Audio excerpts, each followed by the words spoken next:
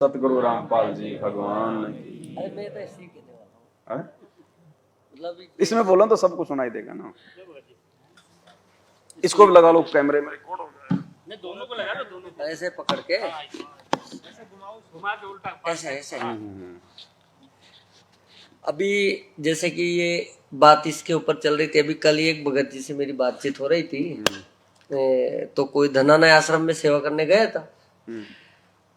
तो कि भगत जी मैं तो आश्रम में सेवा करने गया, लेकिन वहां तो मुझे बहुत रोना आया। तो मैंने ऐसा क्यों हुआ भगत? तो कि मैंने देखा कि वो महेंद्र भगत जी आए फॉर्च्यूनर से, अच्छा सापा पट्टा बांध रखा सिर, फॉर्च्यूनर गाड़ी से वो आए कि मैंने देखा तो मेरे को, और ऐसा देख दुख के ऐसे चले गए। तो मैंने ये सोचा कि गुरु जी पे भी ऐसा ही केस था जैसा इनके ऊपर केस, इन पे भी वही केस लगा था, और इन्होंने तो 8 साल फरारी काटने के बाद भी एक महीने के अंदर अंदर आ गए थे। 1 महीने के अंदर अभी आ गए और खूब ऐसे घूम रहे, फॉर्च्यूनर कार से घूम रहे, वीआईपी ट्रीटमेंट उनके साथ, बॉडीगार्ड सारी चीजें। तो ये क्या है? मतलब ये क्या, कौन सा खेल है? मतलब कि उनके लिए कानून बदल गया, गुरु जी के लिए कानून अलग।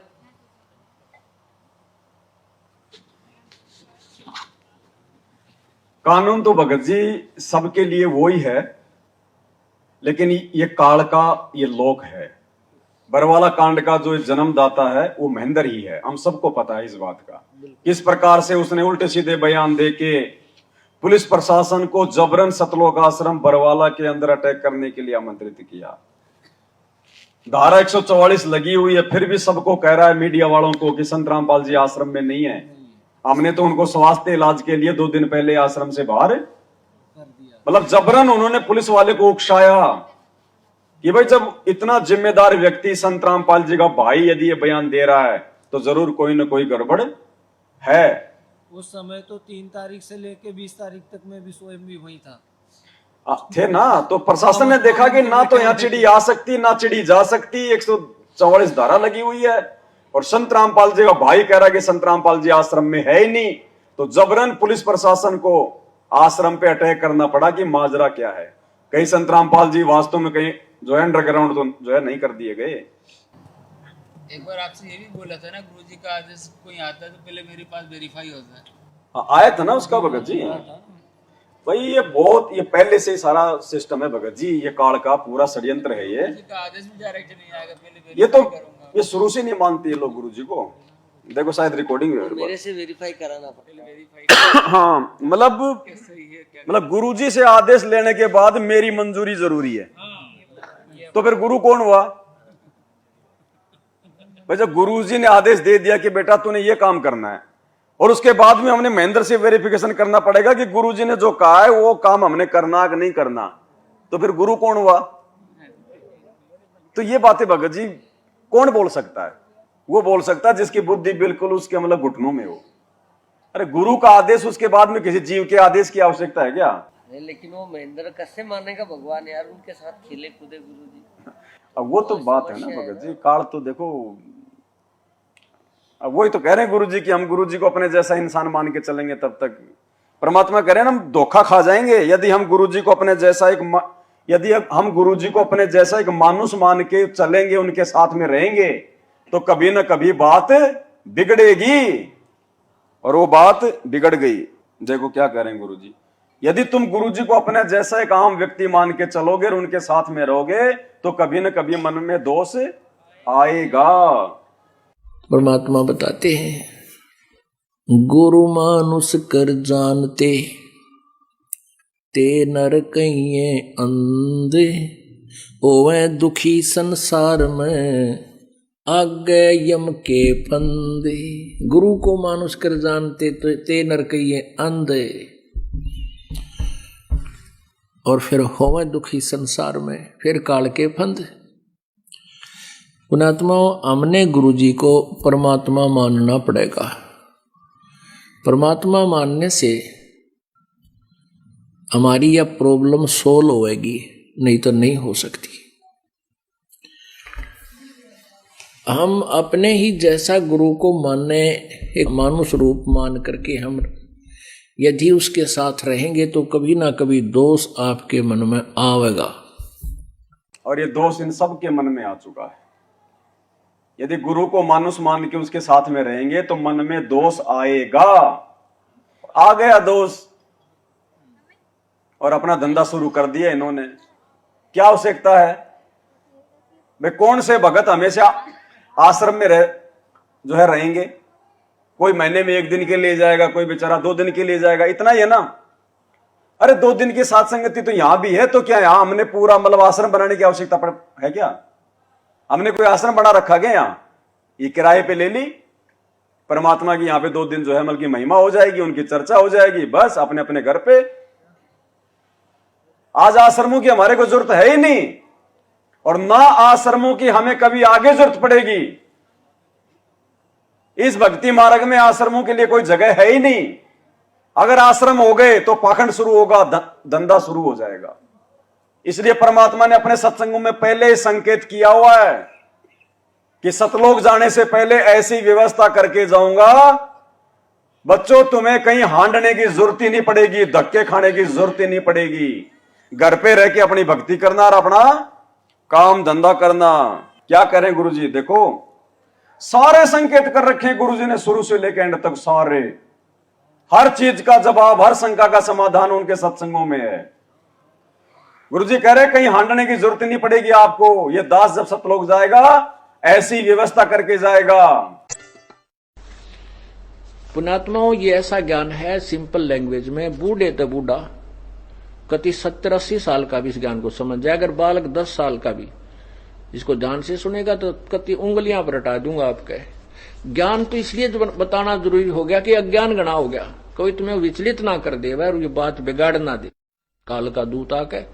इसलिए नहीं तो फिर 2 अक्षर की बात है, ये ज्ञान है, ये नाम है, ये भक्ति करो, फिर बातें खत्म होगी।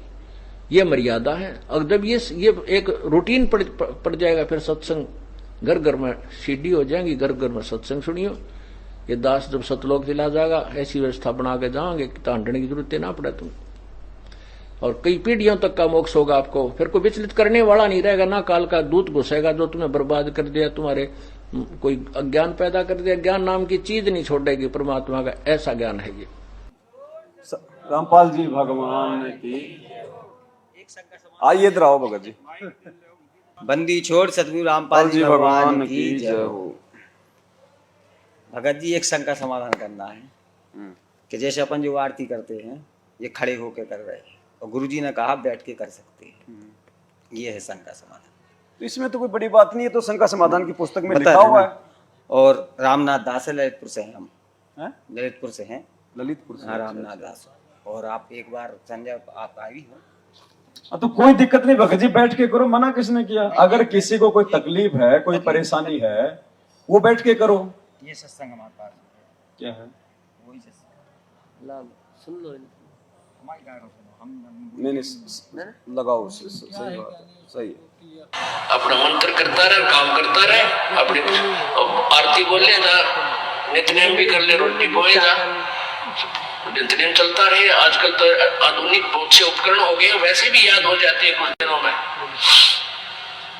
और नहीं बैठ कर अपनी किताब लेकर वह पढ़ ले। आपका हवन हो गया तो हम अपना काम आप करेंगे, जो बात बनेगी। भगत जी कह रहे हैं, ये जो सत्संग इन्होंने सुनाया है, इस सत्संग में जैसे परमात्मा कह रहे हैं कि भाई अपनी रोटी भी पोई जा और अपना नित्यनियम भी कर ले, है ना।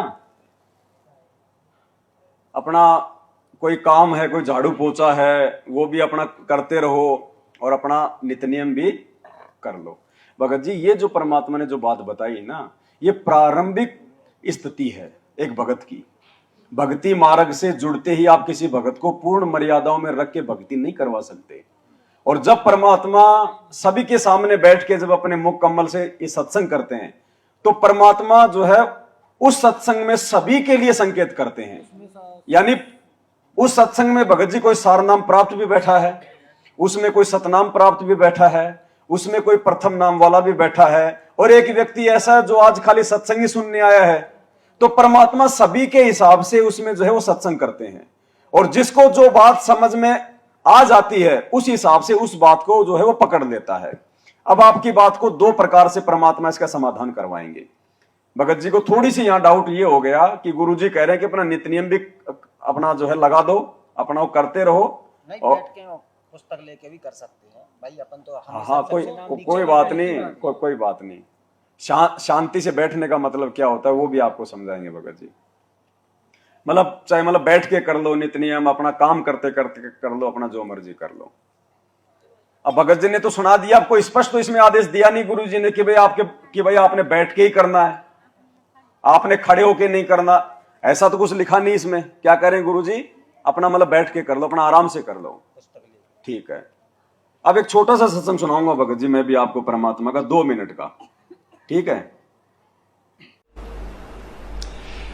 अभी चौथा दिन है। एक जो आपने पहले आपको बताया था कि कोल्हापुर के अंदर एक भक्त है हमारे, पूरा परिवार परमात्मा का नाम लिए हुए है, तो उसमें पीछे आपको बताया था कि वो पूरा परिवार उपदेश लिए हुए हमारा, और वो एक सीडी बना रखी है, दास ने सीडी, वीडियो सीडी में भर रखा है, नित्यनेम सुबह का। तो वो वीडियो सीडी लगा करके और टीवी में चला करके पूरा परिवार सत्संग सुबह का नित्यनेम किया करता है। तो वो बता रहे थे कि हम शाम जब पिछले 8 श्लोक रह जाते हैं। अब सुनना पे ध्यान से, इसमें परमात्मा कह रहे हैं कि वो परिवार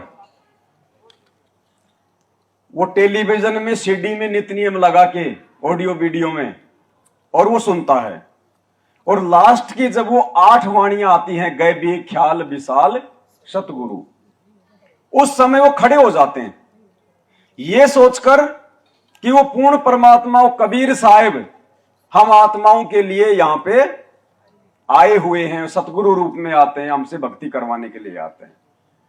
तो लास्ट की 8 वाणियों में वो खड़े हो जाते हैं। सुनिए। और टीवी में चला करके पूरा परिवार सत्संग सुबह का नित्यनेम किया करता है। तो वो बता रहे थे कि हम शाम जब पिछले 8 श्लोक रह जाते हैं, गैबी ख्याल विशाल सतगुरु अचल दिगंबर थीर है, भक्ति हेत आन काया धरे आए अवगत सत कबीर है। तो वो जब शुरू होता हम खड़े हो जाते हैं और आदर सत्कार से ये सोचते हैं कबीर परमात्मा सतलोक से आते हैं तभी जीवों का कल्याण करते हैं। वो परिवार लास्ट के 8 श्लोकों में क्यों खड़ा होता था? गुरुजी ने बताया कि वो ये सोचते हैं कि परमात्मा धरती पे हम जीवों के लिए आते हैं और हम उनके आदर सत्कार के लिए हम खड़े होके ये 8 वाणियां गाएं। तो भाई उनकी सोच केवल इतनी थी, वो केवल 8 वाणियों में सोचते हैं कि परमात्मा नीचे उतर रहे हैं। हम सत्सेवक जब से नित्य नियम शुरू होता है उसी समय से ये सोचते हैं कि सामने हमारे भगवान ही बैठे हैं, इसलिए उनके आदर सत्कार में हम खड़े होते हैं। बाकी हमने सबको कह रखा है, अगर किसी को दिक्कत है, कोई बीमार है, कोई एक्सीडेंट है, कोई कुछ भी, चाहे लेट के करो, बैठ के करो, सो के करो, कोई दिक्कत नहीं है। मेन चीज है वाणियां हमारे कानों में जाए और हम उन वाणियों पे अमल करें। जब तक वाणियों पे हम लोग नहीं चलेंगे तब तक चाहे तुम खड़े होके कर लो, चाहे तुम बैठ के कर लो, चाहे तुम लेट के कर लो, चाहे तुम भक्ति बोध से कर लो, चाहे तुम डीवीडी से कर लो, कोई फायदा नहीं होगा। सुनने मात्र से फायदा नहीं होगा, रट्टा लगाने मात्र से फायदा नहीं होगा, जब तक हम उन वाणियों को अपने जीवन में अमल नहीं करेंगे। दूसरी चीज क्या है, इस भक्ति मार्ग को जिसको जैसा समझ में आता चला जाता है उस अनुसार वो अपना लेता है, लेकिन गुरुजी कभी किसी को दबाव नहीं देते। परमात्मा कैसे? एक सत्संग कर रहे हैं गुरुजी माता बहनों के लिए, आपने भी ध्यान से सुनना चाहिए, जो माता बहनें अभी तक उन आदेशों पे नहीं चल रही हैं। और उस सत्संग में परमात्मा ने फिर क्या संकेत किया? पति भरता और सुहेलड़ी सेवन अधिक अपार, पति भरता भाव नहीं ये चूम चटक सिंगारे।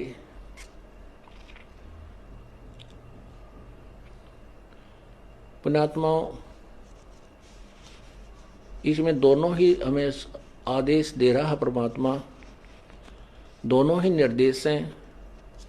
अपने साधारण जीवन में और इस भक्ति जीवन में हमने कैसे जीना है। पतिव्रता और स्वेलड़ी सेवन अधिक अपार।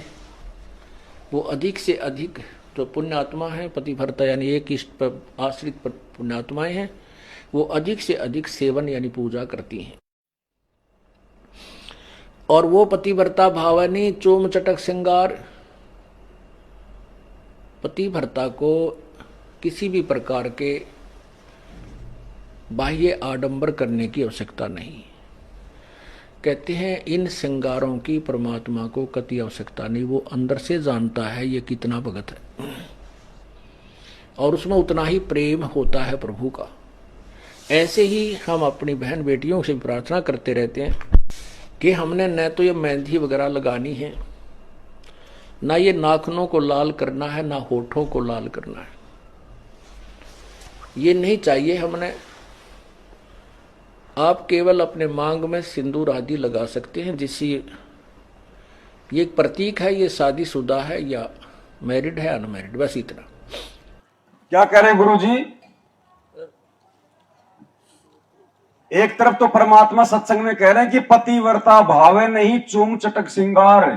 अब चूम चटक श्रृंगार में तो सारी चीजें आ गई, बिंदी सिंदूर सब आ गए, ये गहने गाठी वगैरह, ठीक है। तो अब ये तो आदेश दे दिया परमात्मा ने उनको जो काफी वर्षों से परमात्मा की भक्ति कर रहे हैं। मतलब सत्संग परमात्मा तो पूरी भीड़ के लिए कर रहे हैं, अब उसमें हर प्रकार के सामने जो है भगत बैठे हुए हैं। तो सबसे पहला संकेत तो परमात्मा ने उनके लिए कर दिया जो काफी वर्षों से परमात्मा की भक्ति कर रहे हैं कि पतिव्रता भाव नहीं चूम चटक श्रृंगार। हमने बाह्य आडंबरों की आवश्यकता नहीं है, उस परमात्मा को पता कि अंदर से ये कितना भगत है। सख्त आदेश हो गया मालिक का कि हमने अगर भक्ति करनी है तो किसी भी प्रकार का बाह्य आडंबर हार श्रृंगार वगैरह नहीं करना है। फिर आगे क्या कह रहे हैं गुरु जी? उनके लिए जो खाली सतनाम तक हैं, क्या कह रहे हैं कि मांग या फिर बिंदी दोनों में से एक लगा सकती हैं, जिससे यह पता चल जाए कि यह शादीशुदा है या फिर यह कुंवारी है। हमें क्या मतलब भाई, हम शादीशुदा है कि हम कुंवारे हैं? हमने भक्ति करनी है, हमने दुनिया को यह थोड़ी दिखाना कि मैं कुंवारी हूं या मैं शादीशुदा हूं।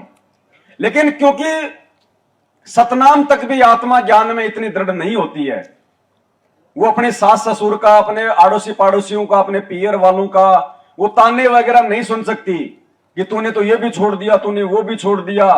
तो परमात्मा कहते हैं कि भाई मतलब जो है बिना ज्ञान के झगड़ा बढ़े, वो बेचारी वो परेशान हो, इससे अच्छा है चाहे वो मांग भर ले, चाहे बिंदी निकाल ले, ताकि उसकी निंदा ना हो, क्योंकि उसको ज्ञान नहीं, अभी वो संघर्ष नहीं कर पाएगी। इसलिए परमात्मा ने उन आत्माओं को जो भक्ति मार्ग पे संघर्ष नहीं कर सकती, जिनको ज्ञान थोड़ा है, उनके लिए मालिक ने छूट दे दी कि आप या तो बिंदी या फिर आप सिंदूर, दो में से एक चीज लगा सकती हो, जिससे यह साफ हो जाए कि ये शादीशुदा है या फिर ये कुंवारी है। और तीसरे प्रकार का जो है आदेश परमात्मा फिर क्या दे रहे हैं आगे? फिर मालिक कह रहे हैं जिनको ज्ञान है उनको आवश्यकता नहीं है। सुनिए, ऐसे ही हम अपनी बहन बेटियों से प्रार्थना करते रहते हैं कि हमने न तो ये मेहंदी वगैरह लगानी है, ना ये नाखूनों को लाल करना है, ना होठों को लाल करना है, ये नहीं चाहिए हमने। आप केवल अपने मांग में सिंदूर आदि लगा सकते हैं, जिससे ये एक प्रतीक है, ये शादीशुदा है या मैरिड है अनमैरिड, बस इतना। वो भी लगाना चाहें तो लगा सकते हैं, अन्यथा कोई आवश्यकता नहीं है। अन्यथा कोई आवश्यकता के लिए है जो नए नए आते हैं उनको एकदम हर एक क्रिया। ये किन के लिए है? ये उनके लिए है जो नए नए आते हैं, उनको एकदम हर एक क्रिया से विपरीत होना पड़ता है, इसलिए वो थोड़े से घबरा जाते हैं। जब ज्ञान हो जाएगा फिर आपको ये शरीर मिट्टी नजर आओगा। इस मिट्टी के घड़े को कितना श्रृंगार है, कितना इसके ऊपर चित्र सुंदर लगा दे, इसमें वस्तु जल नहीं है तो ये व्यर्थ है। अब परमात्मा ने छूट भी दे दी स्पष्ट रूप से, फिर आगे चल के मना भी कर दिया कि जिस दिन आपको ज्ञान हो जाएगा ये मिट्टी नजर आएगी, इस मिट्टी को आप कितना संवारोगे? जल नहीं है। और वहां परमात्मा कह रहे हैं कि या बिंदी या सिंदूर दो में से एक लगा सकते हो। और सबसे पहले कह रहे हैं कि भाई ये पतिव्रता भाव है नहीं चूम चटक श्रृंगार। जो असली जो आत्मा होगी, जो असली जो पतिव्रता आत्मा होगी, वो तो बिल्कुल भी इन चीजों का उपयोग। तो भगत जी सत्संग में सभी प्रकार की आत्माएं बैठी होती हैं, परमात्मा ने हर प्रकार की आत्मा के हिसाब से सत्संग करने होते हैं। जैसे जैसे हमें ज्ञान होता चला जाएगा उस आधार से हम अपनी क्रियाओं को आगे बढ़ाते जाएंगे। अब यदि हम खड़े होकर आरती करते हैं तो ये तो है नहीं कि हमारे भाव कोई बल्कि नीचे गिर रहे हैं, डाउन हो रहे हैं, नहीं हो रहे ना। अब देखो सबसे बड़ा मैं आपको एग्जांपल दूंगा, सबसे बड़ा, उसके बाद आप समझ जाओगे कि हमने आरती खड़े होके करनी चाहिए या फिर बैठ के करनी चाहिए। सतलोक आश्रम बरवाड़ा में आप में से कितने भाइयों ने नाम लिया हुआ है? हाथ खड़े कर दो एक बार, ठीक है, नीचे कर लो। तीनों समय की आरती सतलोक आश्रम बरवाड़ा में हम खड़े होके करते थे या फिर हम लोग बैठ के करते थे? जोर से बोलो। बैठ के करते थे ना। और भोग की आरती खड़े होके, क्यों? अरे वो भी तो आरती थी। तीनों समय की आरती भी आरती है, भोग की आरती भी आरती है, अन्नदेव की आरती भी आरती है।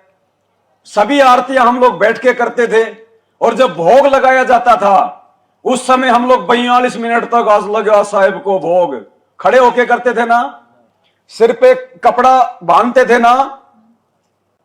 क्यों?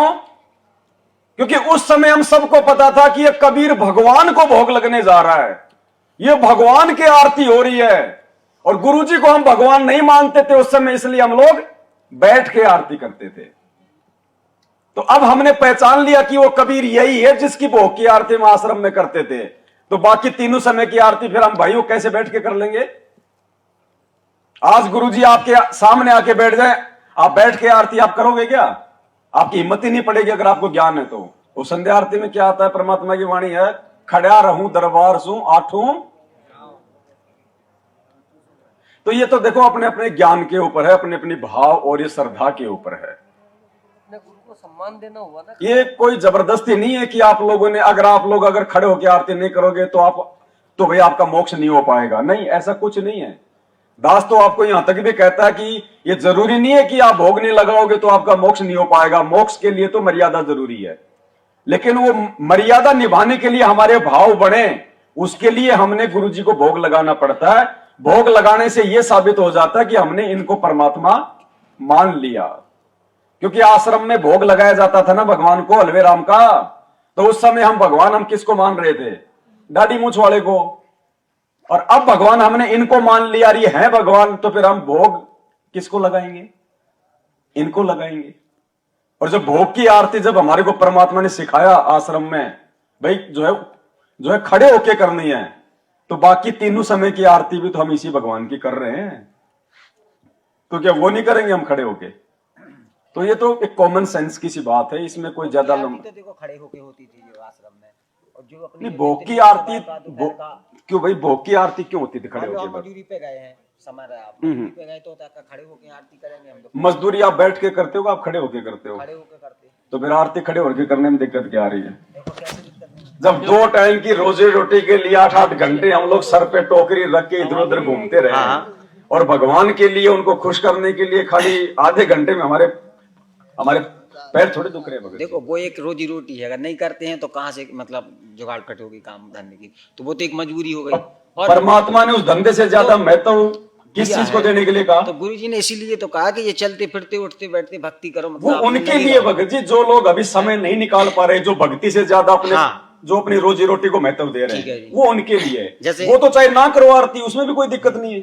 अब 2013 से हमने नाम दीक्षा ली, तो 2013 से हम मालिक की दया से अंगूठा टेके पढ़े लिखे भी नहीं है, लेकिन फिर भी अक्षर ज्ञान है तो अपना पकड़े रहते। आरती जो पुस्तक है वो लेके हमेशा बैठ के ही करते हैं, और कहीं अगर भूल जाते तो जहां अटका आ जाता वहां पकड़ लेते लहर। तो हमारी तो बात शुरू से है कि हम बैठ के ही आरती करते हो, नित्य नियम सुबह का अपना स्पीकर से वो तो कोई दिक्कत नहीं भगत जी, आप बैठ के करो। कोई जरूरी नहीं कि आप जो खड़े होके नहीं करोगे तो परमात्मा आपको 3 मार्ग टाइम से किया। बाहर निकाल देगा, ऐसा नहीं है। अब भोग की आरती ऐसी है कि भोग प्रसाद जब लगता है तो वो रोजीना थोड़ी लगता है।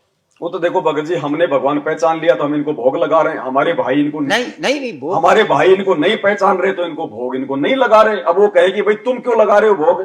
तो वो तो हमारे मल की विवेक के ऊपर है, हमारी जो है श्रद्धा के ऊपर है। हाँ। तो इसी प्रकार भगत जी जो खड़े होके जो आरती हम कर रहे हैं, देखो हम सात संगत से कब जुड़े? सात संगत से हम वैसे नहीं जुड़ गए। पवन दास गुरुदोई हमने सब सुना, ना इनकी वीडियो ना देखना, नाम खंडित हो जाएगा। तो देखो नाम खंडित तो अपन जानते हैं कि गुरुदोई किसको बोलते? जो उल्टी सीधी बातें करे, ठीक है, जो गुरु के प्रति सही बोला तो भाई सुनना चाहिए। तो हमने ये सत्संग सुना था सबसे पहले। पूरे पंथ में इसका एक भी शब्द जनता में इस सत्संग को सुन के हमने ऐसा बेहुदा ज्ञान है इन लोगों का कि कभी नहीं पता। दुनिया को करोड़ों लोगों को डबो दिया। फिर उन्होंने नवी कल ये दसी सबको कि किसी की पुस्तक नहीं पढ़ना और किसी की सीडी भी नहीं देखना, वो नहीं लेना। ये नवी कल 10 का सबका थपकी मार के भेज दी। अब वो श्रद्धालु बेचारे वो नो सोचे गुरु जी का आदेश हो गया, हमने किसी की पुस्तक नहीं पढ़नी। उनको इन्हों ना पता ये काल के जाल में बांध दिए तो कति के ठड़ी बांध के कर दिए और झोंक देंगे उनके अंदर। ज्ञान पढ़ने में क्या दिक्कत है? हमारा भी पढ़ो और उनका भी पढ़ो। हमारा भी सीढ़ी देखो, उनकी भी सीढ़ी देखो, तब निर्णय होगा। कहाँ जा रहे हो तुम? तो कहने का दास का तात्पर्य ये है इसी बात कि इनके पास न तो कोई वो देखो भगत जी, ये भी बहुत बड़ा खेल है। अब आपने इस आधार से हमारी वीडियो देखना शुरू कर दिया। भाई गुरुजी कह रहे हैं खुद ही कि भैया उनकी भी देखो और हमारी भी देखो, हैं? और जब तक दोनों तरफ का निर्णय नहीं करेंगे तब तक हम कैसे वो जो है वो जान पहचान हम तो कर पाएंगे।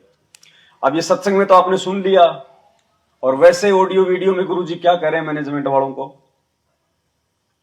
दास के लिए गुरुजी क्या दे रहे हैं आदेश? ये दे रहे हैं ना, उसकी कोई पुस्तक नहीं पढ़नी, उसका कोई वीडियो नहीं देखना, जो उसका वीडियो तो देखेगा उसका नाम खंड हो जाएगा। वो हम बात नहीं मानते। वो तो हम इसलिए है शुरू से नहीं मानते क्योंकि हम भी 6 महीने जेल में रहे हैं। हाँ, तो ये ज्ञान आधार से नहीं मान रहे ना। आप भी जेल में रहे आए हो, ये तो हम जानते कि ये सब फर्जी है।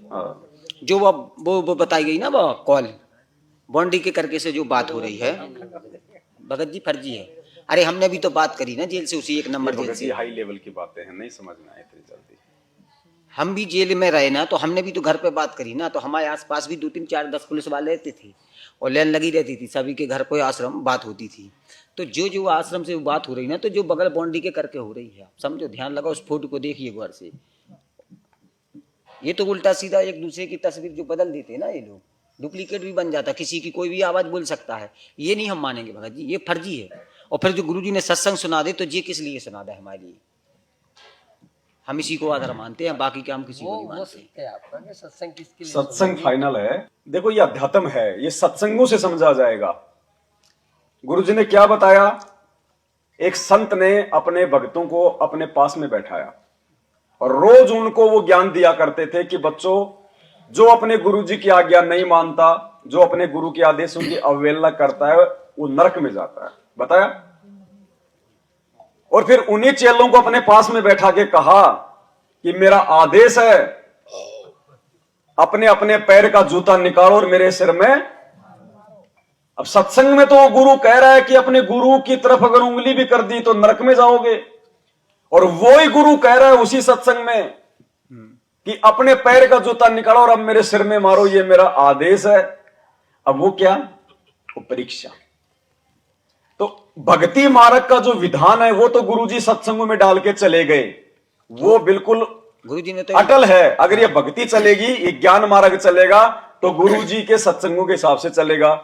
अब भक्तों के विवेक की बुद्धि की 28 साल से ज्ञान देने के बाद में अपने ही भक्ति विधान के विपरीत आदेश देके गुरु कैसी भी परीक्षा ले सकता है? भगत जी, तो गुरुजी ने तो अभी तो बोला कि शीश दिए जो गुरु मिले तो भी सस्ता जान। हमें रावण जैसा शीश थोड़ी देना है। नहीं तो शीश तो उसने भी नहीं दिया।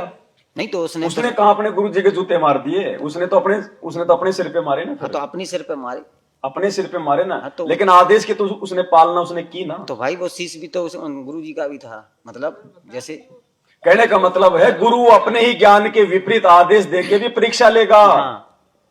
साल भर तक टीचर बच्चों को पढ़ाता है भारत की राजधानी दिल्ली, और जब वो उनकी परीक्षा लेता है तो भगत जी क्या लिखता है वो पेपर में? भारत की राजधानी क्या है? क्या उसको नहीं पता क्या है भारत की राजधानी? वो बच्चों की परीक्षा ले रहा है कि जब मैंने साल भर तक इनको पढ़ाया तो इनका दिमाग कहां था। तो भगत जी 2014 के बाद से जितने भी ऑडियो वीडियो जो भी कुछ हो रहा है ना, ये सब हम भक्तों की परीक्षा है। इससे कोई मतलब नहीं है भाई, ये अध्यात्म है। इन ऑडियो वीडियो को देख के विचलित मत हो जाना। इन ऑडियो वीडियो को दास हमेशा आपको एक बात बोलता आया है, शुरू से ही, जब से ही आने लगी हैं। दास ने आपको क्या कहा कि भैया फर्जी हैं, नकली हैं, लेकिन इन ऑडियो वीडियो में जो बातें हमारे गुरुजी के ज्ञान से मेल खाएंगी वो हमें स्वीकार्य हैं, मंजूर हैं। बाकी हम नहीं मानेंगे, चाहे गुरुजी की क्यों ना हो। तो इसका भी परिणाम वो दिया ना प्रमाण गुरुजी ने, इंद्रमती का जो सत्संग है उसके अंदर, कि स्वयं गुरुजी भी आए, मतलब कि काल ने गुरुजी का ही रूप लिया। हाँ। और उसने वो आदेश बताया, तो बताया कि भाई गुरुजी भी आ रहे हैं और आदेश दे रहे हैं, और यदि वो ज्ञान से नहीं मैच कर रहा है नहीं करना, तो आपको स्वीकार ही नहीं करना है, चाहे भले गुरुजी आपको आदेश दे के, लेकिन तो वो हाँ, गुरुजी के बताए ज्ञान से मैच। सत्संग में गुरुजी ने ये भी तो बोला कि मेरे रूप में, मतलब मेरे रूप में काल भी आ सकता है। तो वहाँ सतनाम का जाप जो आपको मंत्र मिला वो करना पड़ेगा जब उसका चेहरा चेंज होगा। तो अभी हमारे सामने क्या गुरुजी भैया परमात्मा निचोड़ के लेके जाएगा, मसल देंगे एक बार। ऐसा नहीं, सतलोक ऐसे नहीं मिलेगा। अगर ऐसे मिलता तो गुरुजी हमें क्या कहते हैं, तुम लाखों बार मेरे शरण में आ लिए, लाखों बार तुमने कलयुग निकाल दिए, लेकिन रह जाते हो। तो मैं हमेशा ये प्रार्थना करूंगा,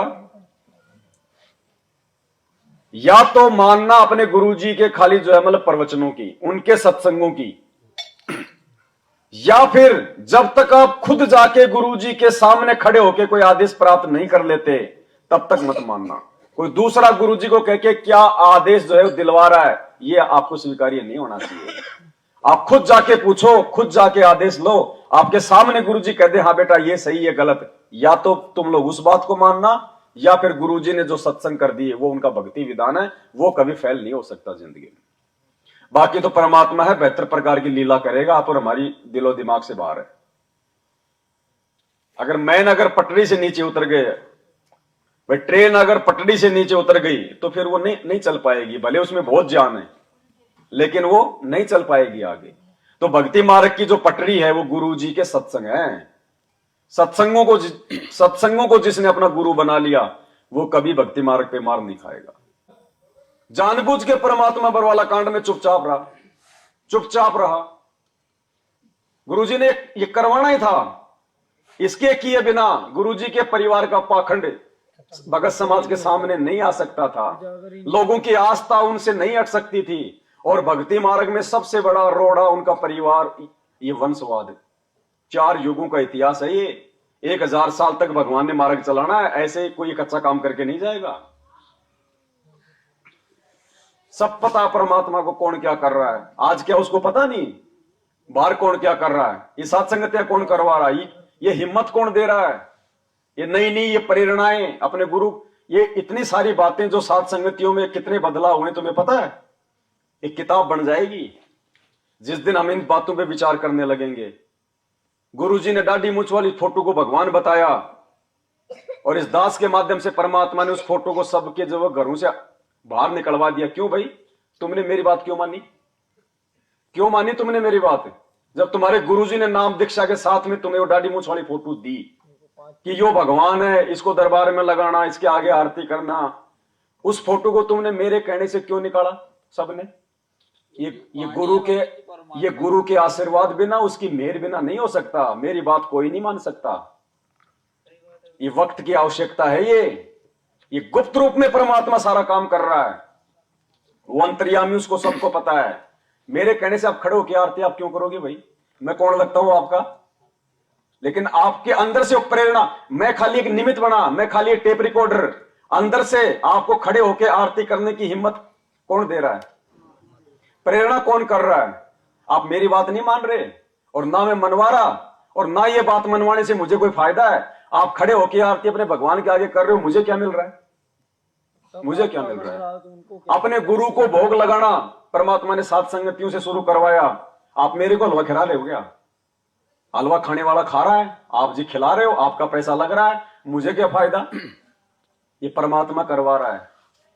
जितने भी बदलाव परमात्मा ने करवाए हैं सात संगतियों में, आप संध्या आरती में वो सब के सब लोग अपने गुरु जी को ज्ञानी बोलते हैं। तेरा राम पाल ज्ञान, सुबह नित्य नियम में तो महाज्ञानी बताएंगे। अथ ब्रह्म वेदी में ज्ञान सागर अति उजागर निर्विकार निरंजनम ब्रह्म ज्ञानी महाध्यानी सत्सुकर दुख मंजनम, और शाम को कह देंगे तेरा राम पाल ज्ञान किया सतलोक का वासी। सुबह महाज्ञानी, शाम को अज्ञानी। आप लोगों को ये चेतना क्यों आई? भाई सारी सब कुछ ये कौन करवा रहा है? परमात्मा। हमने तो वाणी हटा दी। लेकिन देखो भगत जी, अभी जैसे आपके मन में जैसे कि आपने ये सारी चीजें आपके अंदर होती, अभी सोचो ये बात मेरे मन में बरवाला जा रहा था, तब से चल रही, तब से दिमाग में खटपटी चल रही कि ये क्या है, ये कौन सी बात पढ़ रहे हैं अपन, क्या पढ़ रहे हैं, क्या पढ़ रहे हैं। सोचो अभी मैं ये चीज को जब याद आया था, जब मेरे ऊपर लेता, मेरे नाम से बोलता, जब मतलब मैं भी नहीं बोलता था, मतलब मैं भी वही करता था। तेरा दास आत्मा अंदर से बहुत सारे लोगों की करती थी, बेचारे चुप हो जाते थे, वो कुछ नहीं बोलते थे, लेकिन अज्ञानी नहीं बोलते थे, लेकिन वो डरते थे कि मैं बताऊं किसको, मैं किसके सामने बोलूं, किसको पूछूं, हाँ किसको पूछूं, मैं किसको पूछूं। तो वहां पूछने का मतलब जो मन में जो चीजें चल रही थी वहां पूछ ही नहीं पाते थे, ऐसा कोई संपर्क। कुछ चीजें मुझे प्रार्थना करनी थी क्योंकि मैं बहुत जटिल समस्या में था, तो मैं डायरेक्ट गुरुजी तक अपनी बातचीत नहीं पहुंचा पा रहा था। जब तो मैं आश्रम की घटनाएं बता रहा हूं, मैं हर महीने में 2 बार चला जाता था आश्रम में, लेकिन वो भी सबकी बुद्धि ऑफ थी उस समय। हाँ, बरवाला कांड तक की बुद्धि ऑफ थी। बरवाला कांड में पूरे से तो 19 तारीख 20 तारीख को वहां से निकले, 19 तारीख तक वहां रहे। ये सद्बुद्धि परमात्मा ने अपने भक्तों को उनके सत्संग समझने की बरवाला कांड के बाद में दी। बिल्कुल सारी चीजें पूर्व निर्धारित है, जगत वालों ने भविष्यवाणी भी की ना अप्रैल 2024 को। अब आप लोग ये देखो, सबसे पहले परमात्मा का प्रकट दिवस, सतगुरु रामपाल जी भगवान का प्रकट दिवस 2019 में सत्संगों के द्वारा मनाया गया। इससे पहले वे 28 साल से परमात्मा ज्ञान दे रहे थे, लोग सार नाम तक ले चुके थे। क्या उनके दिमाग में नहीं आई? कभी आई उनके दिमाग में? और 2019 में जैसे हमने मेरठ में मनाया, 2020 में इन लोगों ने शुरू कर दिया हमारे पीछे पीछे। कहीं न कहीं परमात्मा हमको आगे चला के और फिर इनको एक मतलब मैसेज दिलवा रहे हैं, और हमें इस बात की हमें खुशी है कि चलो हमारी कॉपी कर रहे हैं लोग, लेकिन कम से कम ये थोड़ा थोड़ा लाइन पे तो आ रहे हैं। लेकिन परमात्मा कहते हैं नकल में भी अकल चाहिए। ये नकल भी उसी समय सक्सेस होगी जब आप अपने गुरु को परमात्मा मानोगे। तो कहने का मतलब है, देखो साध संगति में किसी प्रकार का कोई दबाव किसी पे नहीं है। भाई मुझे जो प्रेरणा होती है, मुझे जो अच्छा लगता है, क्योंकि मेरे अपने विचार हैं, मैं स्वतंत्र हूं, परमात्मा ने किसी को बांध नहीं रखा। मैं जो मर्जी बोलूंगा, जो मर्जी मैं तुम्हें बात बताऊंगा, लेकिन तुम्हारी जिम्मेदारी बनती है मेरे पीछे अंधा होके चलने की नहीं। मेरे द्वारा कही गई बातें यदि आपके गुरुदेव के ज्ञान से मेल खाती हैं तो स्वीकार करो, नहीं तो छोड़ दो। ये नहीं कि भाई पवन दास ने बोल दी तो ये बात फाइनल है, मार खा जाओगे। हो सकता है परमात्मा मेरे माध्यम से कोई ऐसी बात बुलवा कि आपकी परीक्षा ले ले, फिर क्या करोगे? तो मेरी हर बात पे सिर हिलाने की आवश्यकता नहीं है, क्योंकि मुझे कोई संत नहीं बनना, मुझे कोई गुरु नहीं बनना, मुझे आप लोगों से कोई स्वार्थ नहीं है। जिस दिन मेरी सेवा समाप्त हो जाएगी, मैं मेरा पानी पतासे का ठेला लगा लूंगा जो मैं मेरा पहले लगाया करता था। मेरे कोई शौक नहीं है, 2 टाइम की रोटी चाहिए, परमात्मा पहले भी दे रहा था, आज भी दे देगा। जब तक सेवा है तब तक आपकी सेवा में है। नहीं भाई, अपना आप लोगों से कोई स्वार्थ नहीं है, और ना मेरी आप में से किसी से कोई यारी है, ना दोस्ती है, ना कोई रिश्तेदारी है, ना मैं आप में से किसी को विशेष मानता हूं, ना मैं कोई किसी को मैं विशेष कोई आदर जो है बल्कि सम्मान देता हूं। और मुझे कोई विशेष आदर सम्मान देता है तो मुझे वो जहर के समान लगता है। इस मार्ग में कई लोग होते होंगे खुश, लेकिन मुझे नहीं चाहिए वो खुशी। जो आदर सत्कार मेरे भगवान के लिए होना चाहिए, यदि मुझे कोई देता है वो मेरा भगत भाई नहीं है, मैं ज्यादा फिर उसको तवज्जो ही नहीं देता। मेरे साथ में नॉर्मल भक्तों की तरह पेश आओ, बस सत्साहिब कर ली, बहुत कर ली, झुकने की जरूरत नहीं है, कमर तक जैसे बाकियों से करते हो वैसे करो, इससे ज्यादा नहीं। मैं आपका भगत भाई हूं, इससे ज्यादा कुछ नहीं हूं। मैं सबको समान रूप से बैठ के समझा रहा हूं मेरे गुरु के आशीर्वाद से। स्पेशली मैं किसी को नहीं समझाता, ना मेरा किसी से लगाव है, ना मेरा किसी से कोई प्यार प्रेम है। जिससे मैंने प्यार प्रेम इस मार्ग में बढ़ा लिया, काल उसी का रूप बना के ठग लेगा, उसी मित्र के रूप में आके त्रिकुटी पे ठग ले जाएगा। तो भाई मेरा किसी से लगाव नहीं है, किसी से भी मीठा बोलना, प्यार प्रेम से बोलना, आदर सत्कार देना, ये गुरुजी ने सिखाया है, ये अपने दुश्मन को भी देना है। तुम तो हमारे भगत भाई हो। बाकी यारी दोस्ती नहीं, इस मार्ग में विशेष लगाव नहीं कि वो मेरा बहुत अच्छा मित्र है। संगत में बैठ के जहां ये शब्द आ गया कि वो भगत मेरा मित्र है, वो गया काम से। ये मित्रता इस मार्ग में नहीं चलती।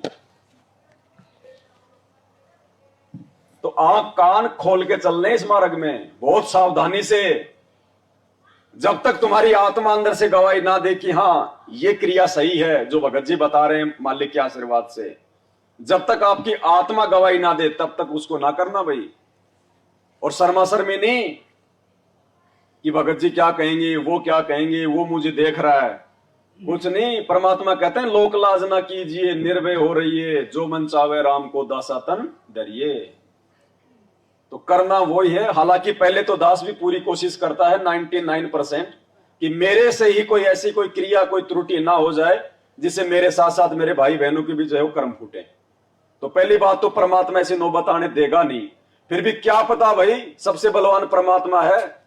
परमात्मा क्या पता ये भी तो चेक कर दे फिर संगत को कि ये मूर्ख इस पवन मैनेजमेंट को छोड़ के इस पवन दास के पीछे तो नहीं पड़ गए अब कि ये जो बात बोलेगा सारी मान लेंगे। ये तो हो सकता है परमात्मा कोई ऐसी आप लोगों की परीक्षा लेने के लिए मेरे मुंह से कभी कोई ऐसी बात भी बुलवा दे जो उनके ज्ञान के और उनके विधान के जो अमल की विपरीत हो। और कुछ मूर्ख गुरुजी के सत्संगों पे विचार ना करके मेरी बात को अगर मान लिया, वो गए काम से। सूक्ष्म खेल है, ये कच्चा धागा है, बहुत सावधानी। तो अंधे होके नहीं चलने आप और हमारे को। आप साथ संगत में बैठे इस मार्ग से यदि आप नीचे गिर गए, देखो काल तो क्या करेगा, गुरुजी ने क्या बताया, वो कमजोर नस को पकड़ेगा। जो कमजोरी है, क्योंकि वो भी तो अपने स्तर का अंतर्यामी है, मन रूप में बैठा हुआ अंदर, सब पता उसको ये क्या सोच रहे हैं। तो बहुत सावधान होके चलना है भाई। मैंने कभी भी 8 साल में किसी भगत को ये नहीं कहा कि मैं जो बोलूंगा वो फाइनल है, नहीं। दास ने ये कहा कि मेरी हर बात को गुरुजी के ज्ञान से तोल लेना पहले। तुम्हारी आत्मा स्वीकार करे तो मानना, नहीं तो मैं बुरा नहीं मानूंगा, क्योंकि आपके मानने से मेरा भला नहीं और आपके ना मानने से मेरा कोई भला नहीं। मैं अपनी भक्ति से पार होऊंगा, आपको आपकी अपनी भक्ति पार करेगी। देखा देखी का मार्ग नहीं है। हम महिमा करने के लिए इकट्ठा होते हैं, परमात्मा की चर्चा करने के लिए ज्ञान आधार से उनके सत्संगों पे जो है विवेचन करके अपने आप को आत्मिक रूप से दृढ़ करने के लिए हम यहाँ इकट्ठे होते हैं। ज्ञान विरुद्ध कोई भी बात लगे आपको सवाल करने का अधिकार है। आप जो है कि मुंह पे बोलो, यहाँ कोई इज्जत बेइज्जती नहीं है, ना आपकी इज्जत ना मेरी इज्जत, ना आपकी बेइज्जती होने वाली ना मेरी कोई बेइज्जती नहीं होने वाली। और जो भगत इज्जत का ठेकेदार है वो गधा बनेगा अगले जन्म में।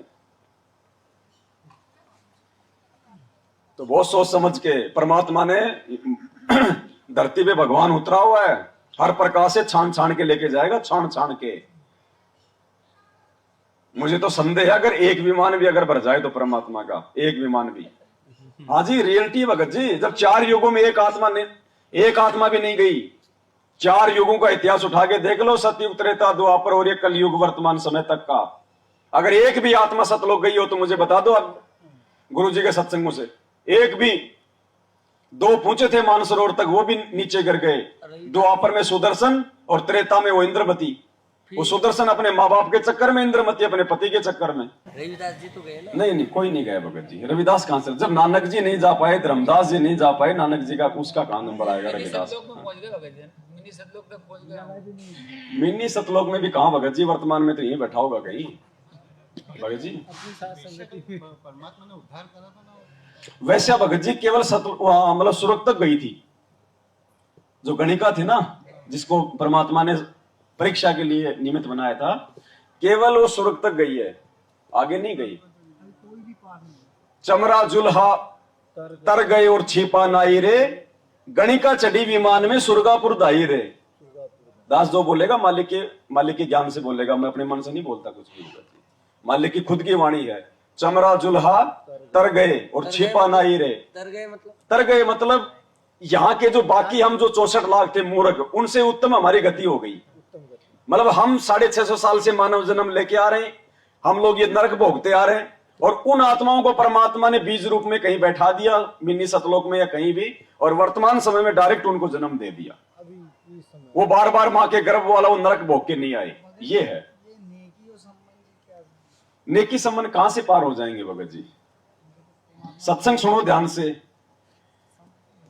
वो देखो ठीक है, उनके भाव थे भगत जी, भगत जी भाव थे, जो है उनकी श्रद्धा थी, लेकिन ज्ञान नहीं था, ज्ञान नहीं था भगत जी। नेकी ने क्या बोला अपने पति को जब अपने बेटे की गर्दन काट के आटा ले आया घर पे? क्या बोला नेकी ने? बोला जी गुरुजी खाना खाएंगे, आंसू मत निकाल देना, नहीं तो गुरुजी को मालूम पड़ जाएगा।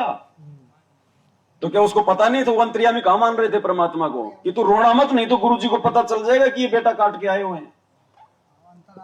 क्या उसको पता नहीं था कि अंतर्यामी है? सारा खेल तो वही करवा रहा था। जानबूझ के परमात्मा ने परिस्थितियां पैदा की थी भगत जी उनकी परीक्षा लेने के लिए।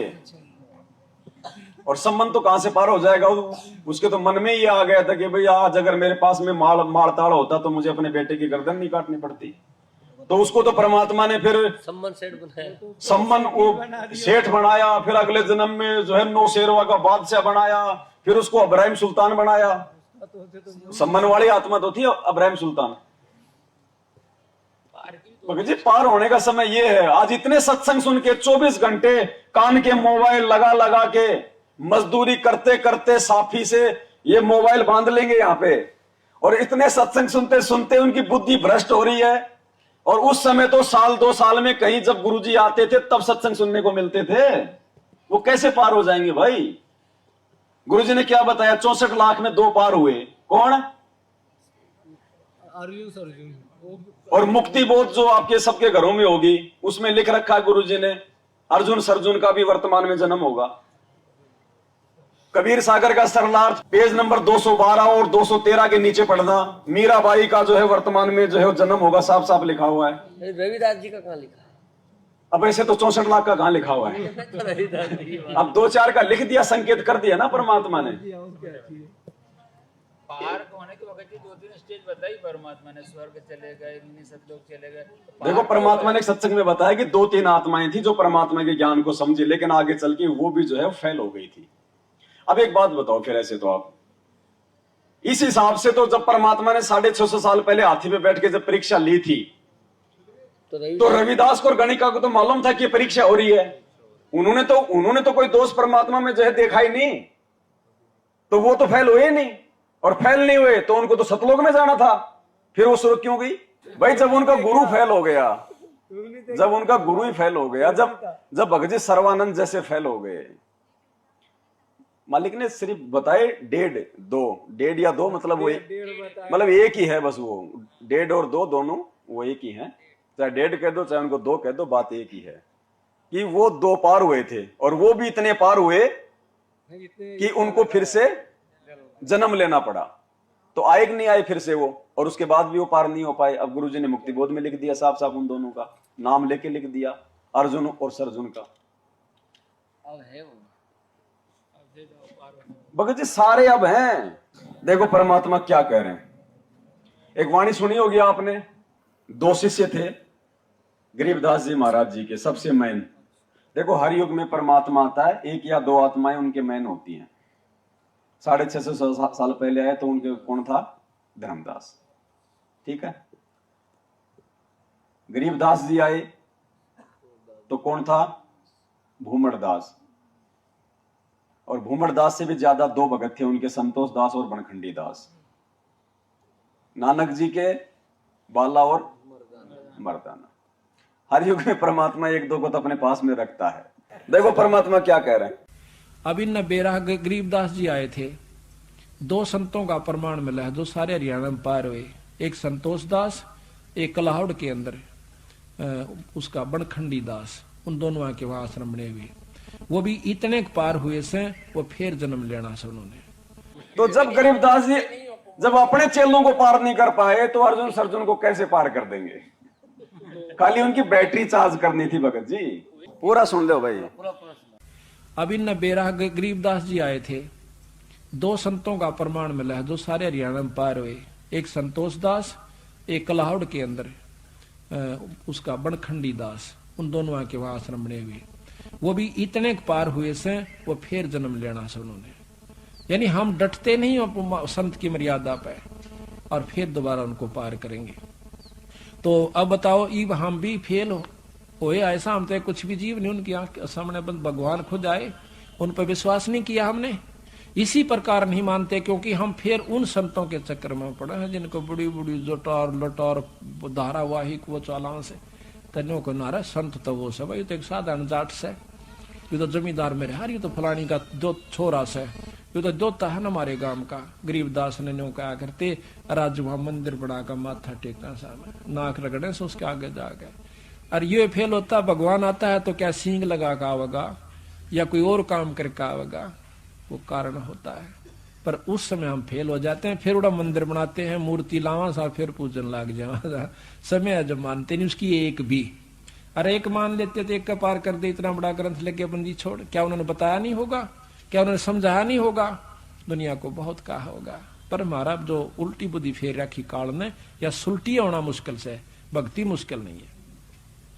मकर तार में ही मैदान, सूर्य संत पहुंचे सुजान, बहते को बैजान न दे, सतगुर पूरे खेवट हैं, शब्द अतीत हमारी जात, गरीब दास गुदा ना गात। शब्द अतीत हमारी जात, गरीब दास गुदा ना गात। सत साहिब। गरीबदास जी कह रहे हैं अपने लिए कि शब्द अतीत हमारी जात और गरीबदास गुदाना गात। तुम्हारी तरह आड़मास का शरीर नहीं है, ये गुप्तांग नहीं है मेरे। गुदाना गात, गात माने शरीर और गुदा मतलब जैसे। और आप रविदास की बात कर रहे हो, देखो सबके नाम तो परमात्मा लिखेंगे नहीं, सारे के सारे सूरवीरों के। जब काशी में चिट्ठी डाली गई थी शेख तकी के द्वारा है, और भीड़ इकट्ठी हो गई काशी में, और रविदास जी परमात्मा की झोपड़ी में थे उस दिन, और सुबह सुबह रविदास जी लोटा लेके लैट्रिन करने गए, और जब उन्होंने भीड़ देखी और दो चार से पूछा कि भाई काशी में इतनी भीड़ क्यों, तो बोले रे काशी वालों तुम कौन सी दुनिया में रहते हो, तुम्हें पता नहीं कबीर भंडारा कर रहा है। कौन कबीर? वो जुलाया कबीर। तो रविदास जी बोले तुम्हारे पास कोई चिट्ठी वाठी है? अरे दो, हम ऐसे थोड़ी आते हैं, ये रही चिट्ठी। तो गुरुजी ने क्या बताया सत्संग में, बेचारा कित का लैट्रिन करे था, उसके तो ऊपर चढ़ गई, वापस लेके लोटा झोपड़ी में आ गया। बोले भगवान आज तो अपनी काशी छूटेगी। अगर रविदास जी को विश्वास होता कि ये त्रिलोकी नाथ है, ये भगवान है जो पूरी दुनिया का पालन पोषण कर रहा है रोज, वो 18 लाख को भोजन नहीं करवा पाएगा, ये काशी छूटेगी। तो परमात्मा ने भी फिर वैसी लीला की उस भगत का ज्ञान देख के, बोले भाई अंदर से कुंडी लगा ले और रात रात काट ले, सुबह दोनों चल चलेंगे यहां से। तो बोले तुरंत कुंडी लगा दी रविदास ने। तो भगत जी ये ज्ञान से ही निर्णय होगा, मतलब ज्ञान ही इम्पोर्टेंट है पार उतरने और के कुछ लिए। नहीं है ज्ञान के अलावा। अरे ज्ञान नहीं हुआ ना, अब विश्वास होता तो बोल देते कि काशी वालों 18 क्या, परमात्मा तो 18 जो है करोड़ को खिला दे 2 मिनट में। क्या कहा परमात्मा ने, जब वो 2 भक्तों की परीक्षा लेने के लिए वो देवदूत आया था, वो 4 साल और 4 साल वाला, तो एक तो डगमग हो गया, और वो बोला भगवान, बोले हाथी को सूर्य के नोके से क्या, भगवान तो पूरी जो है मतलब पृथ्वी को निकाल दे। तो रविदास जी को उस समय मानते जब वो ये जवाब देते वहां पे कि परमात्मा आज तो आपकी महिमा करने का समय आ गया, दुनिया देखेगी आज आपका चमत्कार। और रविदास कहता है कोई दिक्कत नहीं, हमारा भगवान बंदी छोड़े जो पूरी दुनिया को खिला रहा है, क्या दिक्कत। जी विचार करने की बात है, सत्संग से सारे निष्कर्ष निकलेंगे। मगर ये जो भक्ति योग 1000 साल चलेगा तो उसमें पार होंगे कि परमात्मा के जाने के बाद। चलिए एक बात और अपनी वो बीच में लग गई वाला जो बताया था परमात्मा ने हल पक्षी का उदाहरण जो दिया था ना, हाँ। जब परमात्मा जाएंगे उसी समय पार हो पाएगा व्यक्ति। तो जाने के बाद कौन पार होगा? जो 1000 साल तक जो भक्ति युग चलना है, भक्ति युग चलेगा, पार कोई नहीं होगा ना। तो सतयुग के लिए वर्तमान में जो भक्ति कर रहे हैं, चाहे मैनेजमेंट वाले हो, चाहे सत्सेवक हो, चाहे और कोई हो, और संत रामपाल जी के रहते सहते जो पार नहीं हो पाए, जो उनके साथ सत लोग नहीं जा पाए, तो ये भक्ति का भगत जी ये प्रतिफल तो देगा ना परमात्मा। 1000 साल तक मानव जन्म प्राप्त करके वो सुख भोगेंगे, पार नहीं हो पाएंगे। पार वही होंगे जो संत रामपाल जी के रहते सहते, या संत रामपाल जी के रहते सहते जिन्होंने नाम ले लिया और संत रामपाल जी के जाने के बाद जो पूर्ण मर्यादा में रहे, वो ही पार होंगे। वो डीवीडी से नाम लेने वाले उनके जाने के बाद में पार नहीं होंगे भगत जी। डीवीडी से लिया नहीं, गुरु जी के जाने के बाद में जो डीवीडी की व्यवस्था की जाए वो पार नहीं हो पाएंगे। जी इसका तो एक जगत वालों ने एक आरटीओ भी निकाली थी ना 2018 जो मेरठ सत्संग जो चालू हुआ सात संगति, क्या मेरठ की जो सात संगति चालू हुई थी 2018 से और 2024 अप्रैल 18 अप्रैल 2024 तक जो विशेष जुड़ाव चालू होगा भक्तों का, इसके लिए 18 अप्रैल 2014 तक परमात्मा जो है अच्छी अच्छी आत्माओं को जोड़ लेगा। उसके बाद में हम आपस में संपर्क ही नहीं कर पाएंगे, ऐसी परिस्थितियां पैदा हो जाएंगी, ये कनेक्शन कट जाएंगे, मोबाइल बंद हो जाएंगे, ऐसा तानाशाह सिस्टम पैदा हो जाएगा, दुनिया को दुनिया से काट दिया जाएगा। राष्ट्रपति शासन का भी आज हम आपस में हम लोग इकट्ठे हुए हैं, इकट्ठे होने का माध्यम क्या है? मोबाइल। जब कल कोई मोबाइल ही बंद कर देंगे, इंटरनेट ही बंद कर देगी ये गवर्नमेंट, फिर क्या करोगे? किसको कौन उससे पहले पहले परमात्मा हमारे को ये खीर खिला रहा है, ये तैयार होना, दृढ़ हो जाओ। उस समय ना तुम्हें कोई पवनदास समझाएगा, ना तुम्हें कोई और समझाएगा, ना तुम कहीं आ सकोगे ना जा सकोगे, तुम्हारा खुद का ज्ञान और हिम्मत तुम्हारे काम आएगी। उस समय आत्मनिर्भर बनना पड़ेगा हमारे को। आज से स्वावलंबी जीवन जीना चालू कर दो। गरीब ऐसा सतगुरु हम मिला, अलल पंख की जात। अब जो अलल पंख होता है वो आता है नीचे अंडे के रूप में, सामान्य रूप से रहता है सामान्य प्राणियों की तरह, उन्हीं पक्षियों में खेलना खालना है, वो होता है ना। तो सतगुरु सामान्य भूमिका कर रहा है, और जब अलल पक्षी यहां से जाता है तब वो क्या करता है? हाथियों को लेकर जाते हैं। जितने भी लेके जा सकता है, जितने भी उसकी वो कैपेसिटी है, 4 5 10 ले जाता है ना। क्या उसके बाद कोई हाथी चला जाएगा उस अलल पक्षी के पास में? अलल पक्षी के जाने के बाद क्या कोई हाथी अपनी तरफ से वो चला जाएगा? बिल्कुल। तो जब तो परमात्मा कह रहे हैं गरीब ऐसा सतगुरु हम मिला, अलल पक की जात। तो जब तक सतगुरु धरती पे है और जब वो जाएगा उसी समय ले जाएगा, उसने जितने भी ले जाने होंगे, उसी के लिए रिहर्सल कर रहा है परमात्मा, उसी के लिए पहले पहले अपने को ले जाएगा, उसके बाद में नहीं भगत जी, बाद में कोई नहीं जा पाएगा। और क्या कह रहे हैं परमात्मा? गुरु जी कह रहे हैं यदि तुम मेरे रहते सहते भगत नहीं बनोगे, जो मेरे रहते सहते पार नहीं हुआ वो बाद में कहां से हो जाएगा? बाद में तो तुम्हारे ऊपर जो है कोई दबाव ही नहीं रहेगा, अंकुश ही नहीं रहेगा कोई। अरे टीचर सामने बैठा है और उस समय बच्चा स्कूल में जो शरारत कर रहा है और टीचर कहीं बाहर चला गया तो वो बच्चा एक सभ्य विद्यार्थी बन जाएगा? जो गुरु के रहते सहते ही नहीं मान रहा, वो गुरु के जाने के बाद में कहां से विद्यार्थी बन जाएगा? क्या क्या कह रहे हैं गुरु जी? चलो मान ले ईब आपने सुख भी हो गया, रह भी गए, और कंटिन्यूस 5-6 जन्म आपके मनुष्य के भी हो जाएंगे ईस कमाई थे वर्तमान के भक्ति से। और आगे सरदार, क्योंकि आगे घटेगी जब दास यहाँ मौजूद है, अभी गलती करोगे तो आगे कौन से पार हो जाओगे तुम। अब तो हर तरह से मर्यादा आपको समझाता हूँ, ये बताता हूँ ये गलती मत करो, तुम्हें फाउल पॉइंट बताता हूँ कि ये गलत, ये पॉइंट फाउल है, तेरा नाम खंड हो गया। तो अब भी जर रह जाओगे तो फिर आगे कैसे पार होगे तुम? जब ये दास चला जाएगा सतलोक, फिर तुम पर अंकुश नहीं रहेगा, ज्ञान तो रहेगा, लेकिन कुछ ऐसी मर्यादा बन जाएंगी जो पुण्यात्मा बचपन से भक्ति अपने बच्चों को रंग में रंग देंगे, वो आने वाले समय में इतना जल्दी नहीं बिगड़ेंगे। और जो वर्तमान में बिगड़ जाएगा तो आगे गलती हुई पड़ी है उस्ताद। तो इसलिए इस समय को ज्यादा नहीं बढ़ाना आपने, यानी 1000 साल तक मत बढ़ाओ इस समय को। गुरुजी कह रहे हैं जो तुम आज ही पार नहीं हो पाओगे मेरे रहते सहते, मेरे जाने के बाद में कैसे पार हो जाओगे? तुम्हारे ऊपर कोई अंकुश ही नहीं रहेगा। जब आज गुरुजी के रहते सहते तुम स्टेडियम ठोक रहे हो, तो गुरुजी के जाने के बाद तुम मतलब भगत बन जाओगे? तो भगत जी ये बहुत थोड़ा समय है, बहुत थोड़ा समय इस धरती पे ये मोक्ष का। और दास इसीलिए चीख रहा, चिल्ला रहा है कि ये मेरा नहीं है साथ संगति, ये परमात्मा ने चलाई अपने भगत छांटने के लिए।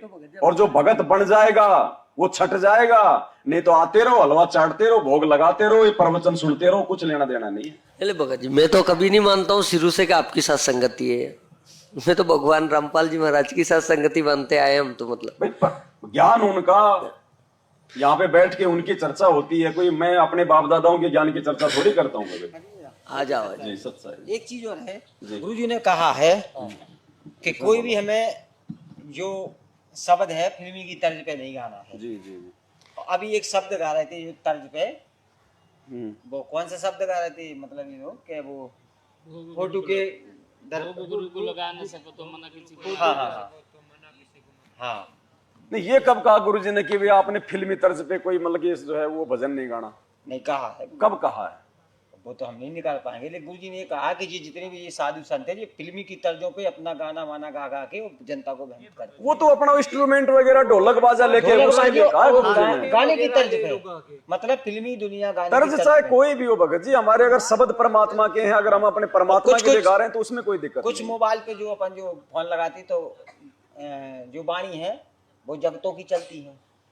कौन सी जगतों की वाणी? लगा के दिखाया जा रहा है। एक मिनट रुक जाओ, उनको बता दे। एक मिनट रुक भगत जी जाओ। उनके चला। ज्ञान में दम नहीं है, इसलिए परमात्मा बोलते हैं कि वो फिल्मी एक मिनट। तर्ज पे गाते हैं। नहीं, वो कौन सा फिल्मी की तरह से मेरे को बताओ, कौन से गाने की तरह से? वो भोग गुरु को लगा न किसी सको का तो कर न सको बुरा किसी का मत तो वो तो भजन है, वो तो ऑलरेडी वो फिल्मी गाना कहाँ है? भजन है, लेकिन वो तर्ज तो बहुत दूसरी है ना। तो तर्ज में क्या दिक्कत है? भजन तो कभी साहब के सारे भजन बनाए गए इन वाणियों के। तो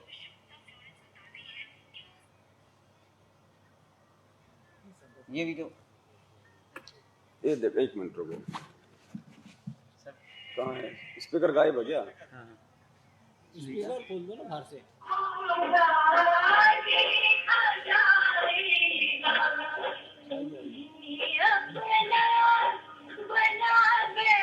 ये तो भगत जी का है। ये किसी जगत वाले का गाया हुआ है और इसने मतलब भगवान के लिए उसने वो गा रखा है। अब कोई भगत अगर उसको अगर अपनी रिंगटोन बना रहा है या वैसे उसको गा रहा है तो उसकी अपनी मौज है भगत जी, लेकिन वो फिल्मी गाना नहीं है। गुरुजी ने केवल अश्लील गाने, अश्लील साहित्य, अश्लील भजन वगैरह सुनने के लिए मना किया है। बाकी आपके गुरुजी की याद अगर कोई शब्द आपको दिला रहा है, कोई भजन दिला रहा है तो गुरुजी ने मना नहीं किया। गुरुजी ने केवल अश्लील फिल्में, अश्लील चुटकुले, इनके लिए मना किया है। ढोलक जांच के लिए मना किया गया, ये तबला पे करने की आवश्यकता। क्योंकि वो कर्ण विकार है, वो ढोला तबला वगैरह, वैसे गुरुजी ने मना नहीं किया। ये तो गुरु जी के रहते थे तो तुमड़े पे तो गाते थे वो एक भगत जी क्या। जगत में गाई है कि सदगुरु के वचनों को रखना संभाल के। तो उसमें क्या दिक्कत है? उसको सुनने में कोई दिक्कत नहीं, वो तो भाव जागृत होते हैं हमारे गुरुजी में। ये मैनेजमेंट की रोकी थी गुरुजी के ऊपर और चलो ये बातें भी ना धीरे धीरे, देखो एक समय ऐसा आएगा, धीरे धीरे ये चीजें भी हमारे को अच्छी लगनी जो है वो बंद हो जाएंगी। फिर हमें केवल अपने किसी से बात करने का मन ही नहीं करेगा। सुनेंगे तो गुरुजी के सत्संग और गुरुजी की वाणियां, उनके शब्द। धीरे धीरे होगा भगत जी, भक्ति के प्रभाव से होगा। इस प्रकार की बातें जो हम कर रहे हैं, दूसरे भाई बहन जो सुन रहे हैं, तो धीरे धीरे जब किसी के कानों में ये बातें जाएंगी तभी तो अंदर रिएक्शन होगा। जब कोई बातें हमारे को सुनने को नहीं मिलेंगी तो हम क्या विचार करेंगे? तो ये सारी प्रोसीजर वही चल रही है सात संगतियों के माध्यम से। उन आश्रमों में आपको ये बातें सुनने को नहीं मिलेंगी किसी भी प्रकार की, वहां बैठ ही नहीं सकते आप 5 मिनट भी। और इतनी भीड़ में कोई वहां पे ज्ञान चर्चा नहीं हो सकती भगत जी। वहां तो आरती नहीं कर पाते लोग ढंग से, बैठ के भी नहीं कर पाते। वो खड़े होके वो कहाँ आरती करेंगे? बैठ के नहीं कर पाते। वो बैडमिंटन खेलते खेलते उनके नित्य नियम चल रहे हैं वहां पे। ना ट्रॉफी में गुरु जी का फोटो लगाया, ट्रॉफी में जो जीतेगा उसे ट्रॉफी देंगे और गुरु जी का फोटो वाले नहीं। वो अभी जो गुरु जी के वो मतलब ये जो ये है ना जूता चप्पल जो है चरण पाद का, वो भी बिक रही थी नामदान। अच्छा 600 रुपए में बिकती है ना। हाँ तो मैंने कि भाई नहीं तो वो मिर्ची पे सत्संग से सुनाया ना गुरुजी ने राम रहीम का, उसका कि राम एक मिर्ची रहीम 2.5 लाख, एक एक मिर्ची 2,500 रुपए की बिकी थी ना, किसी 25 किलो। इसमें गुरुजी ने ट्रैक्टर चलाया, फलाना किया, तो यही वो कर रहा है गुरुजी ने। सेम पाखंड है भगत जी। ये फलाना ढिका, ट्रकों के ट्रक बेचे इन्होंने, चप्पलों के ट्रकों के ट्रक। ना कर पाए। 24 में क्या स्थिति होने वाली, किसके लिए संकेत करवाया था परमात्मा ने? 24 में क्या स्थिति होने वाली है? स्थिति तो आज भी हो रही है, तो आप और हमें जो हमें महसूस नहीं हो रही स्थिति, तो आज भी जाके देखो जगत में क्या हो रही है। स्थिति तो भयंकर है भगत जी। भोग प्रसाद लगाते हैं तो गुरुजी ने कहा कि दास का अगर वीडियो लगा के भोग प्रसाद लगाओगे, भोग आरती करोगे तो ये सभी को लाभ होगा। कब कहा परमात्मा ने? वो आपकी वीडियो ही देखी थी, उसमें भी ना मैं तो कुछ नहीं। नए डाली थी वीडियो, हम जब जुड़े नहीं थे इस साथ संगत में, वीडियो देखी थी। तो वो उस समय तक थी जब तक हम गुरुजी को भगवान के रूप में नहीं ले रहे थे। अब भगवान हमारे गुरुजी को भोग लगा रहे हो और गुरुजी अपनी आरती करेंगे खुद ही। क्या हमें याद नहीं है भाई? मैंने ये कहा था उस वीडियो में, जिस आदमी को जो है पढ़ना नहीं आता, जो बूढ़ा है, वो गुरुजी का वीडियो लगा के आरती कर ले, भाई वो बेचारा वैसे कैसे करेगा? सही बात। अगर उसके घर में कोई और भगत नहीं है और उसने भोग लगाना है, उसको खुद को आती नहीं, उसको पढ़ना नहीं आता, वो कैसे भोग लगाएगा? हाँ। तो उसकी तो वो मजबूरी है। इमरजेंसी के लिए ही गुरुजी ने ये 3 समय की ऑडियो वीडियो बनाई है। हमने इनको रूटीन में लगा दिया। तो जो भाई अनपढ़ है वो गुरुजी का वीडियो लगा के, ऑडियो लगा के, चाहे आरती भी करो चाहे भोग की आरती भी करो, वो ठीक है। बाकी मुझे पढ़ना आता है, फिर भी मैं गुरुजी को भोग लगा रहा हूं, और मैं गुरुजी इसके मतलब की भोग लगवा रहा हूं। खुद कोई गुरुजी भोग लगा रहे हैं, फिर तो हम क्या कर रहे हैं? फिर आराम से बैठ के तो चलो तो ठीक है, भाई हम लोग भक्ति भी गुरुजी कर रहे हैं, आरती भी गुरुजी कर रहे हैं, फिर हम क्या करेंगे?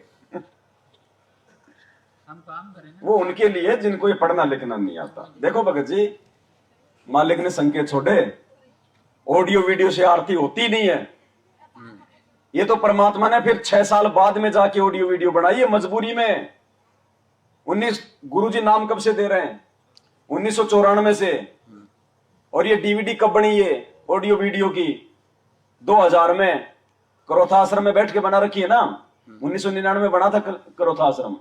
अच्छा, तो 1999 लगा लो चाहे 2000 लगा लो, नाम दे रहे हो 94 से। 6 साल बाद जाके गुरुजी ने ऑडियो वीडियो बनाए हैं डीवीडी में। तो गुरुजी ने ये भी तो 94 से 2000 तक 6 साल तक उन्होंने जिन जिन भक्तों को नाम दिया वो कैसे आरती करते थे? नहीं, तो गुरुजी ने ये भी तो बोला कि भक्ति बोध से करते थे। हाँ, जो गुरुजी ने बोला कि जो मेरी दास की जो कैसेट लगाएंगे, जब वाणी जहाँ फैलेंगी तो पेड़ पक्षी जो भी है सभी को लाभ होगा। हाँ, तो ये सत्संग सुनो ना परमात्मा के, सत्संग नहीं, मालिक के शब्द आप सुनो, नित्य मालिक नियम की जो वाणियां सुनो। नित्य नियम जो बताया है सुबह का। अरे तो पाँच नित्य के नियम करीब। ही वाणी है कि हाँ। खाली नित्य नियम का असर होगा क्या? बाकी वाणियों का असर नहीं होता। सत्संग भी है, नित्य नियम भी है। तो हम भी तो परमात्मा की वाणियां उच्चारेंगे। तो वही हो रहेगी। नहीं तो दुनिया कबीर जी की वाणियां गा रही हो, कबीर जी ने भर रखी है क्या? भगत जी उसमें भी बोले ना पहले वो पत्थरों के आगे खड़े होके जय गणेश का गणेश जी ने डीवीडी भर रखी थी क्या अपनी आवाज में? बताइए। तो वो तो ठीक है, लोग वेद है, वो तो एक दूसरे में मतलब हिलते तो रहते ये हैं। अब इमरजेंसी इसमें का अपन थोड़ी साधन हिल है पाते जी, हैं। ऐसे। मैंने गरीबदास जी का उदाहरण दे के बताया है कि वो उनका भगत जो कुएं के पास कर रहा था आरती, तो वो भी तो खड़े होके अपने मुंह से वो कर रहा था। भाई जब राम राय जब वहां से जा रहा था, जब गरीबदास जी का एक भगत बैठ के आरती कर रहा था, तो गुरुजी ने क्या बताया? वो राम राय में इतना जो मतलब प्रभावित हुआ, वो वाणियां उसके दिल में उतर गई। उसने कहा भाई तुम्हारे महाराज कौन है, वो शरीर में है कि नहीं है? तो वो तो उस भगत के मुंह से सुन के तो प्रभावित हुआ, और वो पंजाब से चल के हरियाणा आ गया वो। तो क्या वो वाणी असर नहीं करी? करी थी ना। वो तो भगत का मुंह से चली थी। वो शब्द परमात्मा के हैं, मुंह चाहे वो कोई का भी हो। कबीर जी की वाणियां हैं, कबीर जी के दोहे हैं, ये दुनिया भर के लोग गा रहे हैं ना। लेकिन हम लोग कितने मतलब जो है प्रभावित हो जाते हैं। वो वाणी का आकर्षण है, वो शब्दों की वो शक्ति है भगत जी, भगत की नहीं। वो हमारे गुरु जी कौन सी लता मंगेशकर हैं बता दो? है क्या लता मंगेशकर की तरह सांसारिक तौर पे उनकी मीठी आवाज है क्या? नहीं है ना। और हरियाणा की भाषा दुनिया में सबसे ज्यादा मतलब खड़ी भाषा समझ लो आप। गाली देना, सीधा बात करना मतलब गाली देना, मतलब प्यार से बोलेगा तो भी गाली लगती। अगर कोई ये पूछे ना भाई साहब टाइम क्या हो गया, फांसी खा के मरेगा। मतलब आवाज अच्छी नहीं लगती। नहीं लगती है। और उसी आवाज में हमारे गुरुदेव सत्संग करते तो हमारी आंखों से ये शब्दों का आकर्षण है। और ये अभी जो पुस्तक फाड़ी इसने वो आपने भी बनाई है, उसने भी बनाई है। देखिए श्री शिव महापुराण विद्या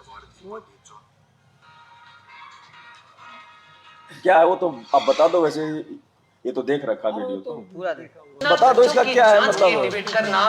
इतना तो आप प्रमाण बता देना। नहीं, वो प्रमाण वो किस चीज की? शिवलिंग के ऊपर ऊपर है, और जो मतलब उन्होंने बताया ना कि ब्रह्मा विष्णु महेश अजरा मन नहीं है, तो गीता तो वो तो ठीक है, वो तो गुरुजी ने बता रखे है ना। फिर उसमें क्या डाउट है आपको?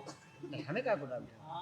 तो फिर आपको सुना रहे हो फिर ये बात वो नहीं है कि जैसे जे भी बता रहे हैं, जैसे हाँ। किसी भी चीज के लान है, इनके भी अपन सुन रहे हैं। और आपने भी जो चीज बताई है भाभी सुनी है, जहाँ भी अपनी डाउनलोड है। तो आपको ये क्या गलत लगा? भाई गुरुजी ने शिवलिंग को शिव जी का जो है गुप्तांग वो नहीं बताया, किसी सत्संग में नहीं बताया, और ना होता है। शिव जी का गुप्तांग नहीं है, वो तो शिव रूप में उस काल ने आके अपनी लीला की थी। वो स्तंभ बनाया था उसने ब्रह्मा विष्णु महेश के बीच में। यहाँ के शिव को तो बेचारे को मालूम ही नहीं इस बात का कि मेरा रूप बना के वो क्या जो है वो खेल खेल गया सदा शिव रूप में। तो गुरुजी ने नहीं कहा। मेरा ऑब्जेक्शन ये है कि इन्होंने इस पुस्तक का लेखक बना दिया संत रामपाल जी को, और फिर शिवलिंग के आगे कोष्टक में लिख रहे हो गुप्तांग। इसका मतलब लेखक संत रामपाल जी खुद शिवलिंग को क्या कह रहा है? गुप्तांग। ये नहीं है, ये जो है ये गलत है, क्योंकि गुरुजी ने शिवलिंग को कभी भी गुप्तांग नहीं कहा। शिवलिंग की तो गुरुजी ने उल्टी व्याख्या की है कि ये जगत वालों ने जो है मतलब की भद्दी व्याख्या कर दी। जगत वालों के विचार बताए गुरुजी ने कि जगत वाले कहते हैं तो शिवलिंग को शिव जी का गुप्तांग समझ के उसकी जो पूजा कर रहे हैं, जबकि असल में शिवलिंग क्या है गुरुजी ने क्या बताया। पुण्यात्माओं, दास ने अपनी पिछली वीडियो में भी जिक्र किया था कि जिसका बाप एक है उसकी बात एक, और जिसके बाप अनेक हैं उसकी बात अनेक। संत रामपाल जी महाराज जी का आज भी शिवलिंग के ऊपर एक ही सत्संग है, एक ही बात है, और पहले भी एक ही सत्संग और एक ही बात थी। उन्होंने शिवलिंग को शिव जी का लिंग नहीं बल्कि शिव जी की शक्ति का प्रतीक बताया है। सुनिए उन्हीं के मुख कमल से। दो दल कमल प्रेखो जाना, ब्रह्मरंद्र की घाटी जाना। आगे जाके दो दल का कमल त्रिकुटी कमल में है। बंकापुर बंका है नगरी, घाट बाट कुछ पंथ ना पग डगरी। घाट बाट नहीं तासे के अवगत नगर निदान, सतगुरु के प्रताप से पहुंचे कोई संत सुजान। कि अब यहाँ से ब्रह्मरंद्र को पार करना है। ब्रह्मरंद्र को पार करके आगे एक शिव का लिंग है, ये नहीं पत्थर का। ये जो लिंग की परिभाषा यहाँ बना रखी है, कति अनजान लोगों ने गुमराह कर रखी। वहां पर एक स्तंभ है, लिंग कहते हैं इसको खंबे को, और वो यानी उससे तेज पुंज से है। एक इतना चमक प्रकाश का इतना लंबा वो स्तंभ है वहां पर, उसको शिवलिंग कहते हैं। शिव माने शक्ति का प्रतीक।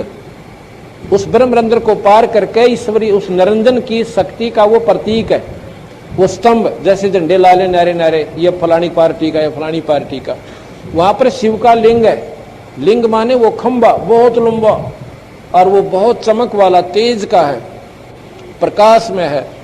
कहते उसके बाद वो शिव के लिंग को पार करके जब आपने निरंजन के लोक में जाना है। और ये शिवलिंग और बना रहे बड़ी बुई चाड़ा बिला मूर्ति बना लिया, उसकी परिभाषा सुनाने देने भी शर्म आवे।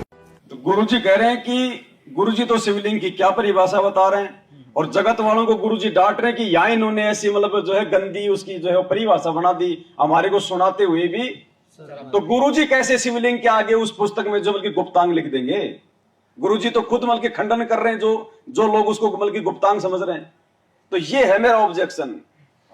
भगत जी सच साहब हमसे बोल रहे कि हम मालिक की दया से सब चीज अलग तो कर दी है घर से, जैसे दाढ़ी मूछ वाले की, लेकिन जो आश्रम से मिला था नाम मंत्र वाला और वो पुस्तक, उसका क्या करें? ज्ञान आधार से थोड़ा बताइए। कार्ड का क्या है? कार्ड तो जो मंत्र है वही है, कार्ड में क्या दिक्कत है? तो फोटो तो लगी है ना उसमें। अच्छा, कल को अगर वो फट जाए, उसकी तो उसको टिप्पणी क्या उतर करना जाए वही तो चीज़? आप क्या करोगे?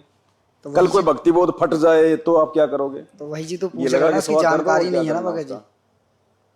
ये लगा के सवाल कर दो, बस वही चीज पूछ रहा है। और क्या करना उनका भगत जी। अब उन कारणों से हमारे को मंत्र ही नहीं करने, हाँ बस वही नहीं तो करना ना उससे। तो उनको हम अपने घर में रख के भी हम क्या करेंगे? ना किसी को हम वो दे सकते, दे भी नहीं सकते। ये लगा के सवा कर दो। जैसे जो हम लोग जो जोत जलाते हैं, जो बत्तियां जो बसती हैं जहाँ पे आप इनको उसी इकट्ठा में करते मतलब हो, अपन वो कर देना। उसी में डाल के सवा कर दो। उनको क्या करना आपने? वो प्लास्टिक तो उखाड़ के अलग डाल देना, और जो नीचे का जो है कागज उसको सवा कर देना, वरना फिर वो प्रदूषण फैलाएगा वो प्लास्टिक। भगत जी, अपन जैसे कहीं मुसीबत में फंस जाते हैं, जैसे कहीं जा रहे हैं और कहीं गांव में फंस गए और कोई रास्ता ही नहीं है और कोई साधन भी नहीं है, जिस अपन जैसे कहीं फंस गए और उसके पास गाड़ी है, अच्छा, अपने पास गाड़ी नहीं है, हाँ, और वो बोले कि मैं तो वहाँ छोड़ूंगा, तब जाके वो तो किराया है, वो तो चाहे जो मर्जी किराया है। भाई आपने उस सुविधा का फायदा उठाया ना। भाई आप बस में जाते हो, आप ट्रेन में जाते हो, आप टिकट कटवाते हो ना। अब टिकट, अब वो चाहे सरकार चाहे उसको दारू में लगा है, चाहे उसको मतलब बकरियां कटवाए, हमें क्या लेना देना? हमने तो उसको सही के लिए दिया है। उसके बाद उसके कर्म में उस पैसे का वो क्या यूज करता है।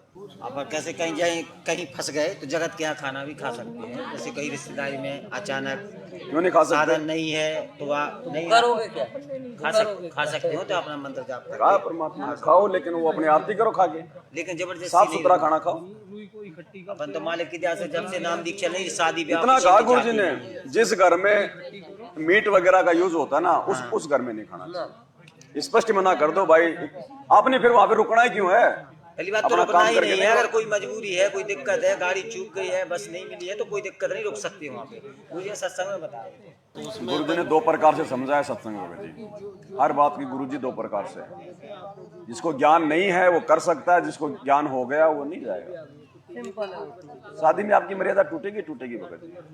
अब आज किसी को ये पता लग गया कि आपके कैंसर है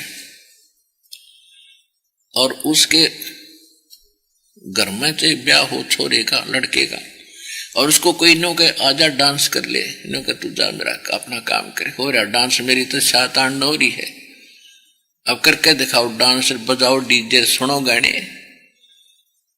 तो पुण्यात्माओं संत पहले ही सतर्क होते हैं, इसलिए वो बकवाद अच्छी नहीं लगती उन्हें, अपना भजन करते हैं। कोई बाढ़ में कुआं पड़ो, पड़ते रहो, बजाए जाओ डीजे, अपना जाना भी वैसे तो वहां से टलो, और जाना भी पड़ जाता अपना फॉर्मेलिटी करके कोण में बैठ जा अपनी माला लेके।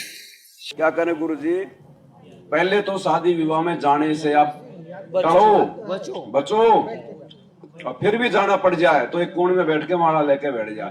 जब कोण में जाके माला लेके बैठनी तो फिर जाके क्या करोगा? कोई बाढ़ में कुआं पड़ो, पड़ते रहो, बजाए जाओ डीजे, अपना जाना भी वैसे तो वहां से टलो, और जाना भी पड़ जाता अपना फॉर्मेलिटी करके कोण में बैठ जा अपनी माला लेके, और वो करते रहे जो तुमने करना फंड। तो पुण्यात्मा आम संसार तन्यू कहेगा भाई तू ऐसा के मायूस सा रहता है, तेरा के बिजली गिर गई, ऐसा के नुकसान हो रहा है, तू नाचता गाता कोई ना, तो उसके लिए माथा नहीं मारा है, घड़ा नहीं बोल रहा है। कहते हैं साकट और सवान को उल्ट जवाब नहीं दे। उसने न्यू कह दिया भाई मेरी कोई ना रुचि, मेरी इच्छा नहीं बनती, बात खत्म हुई।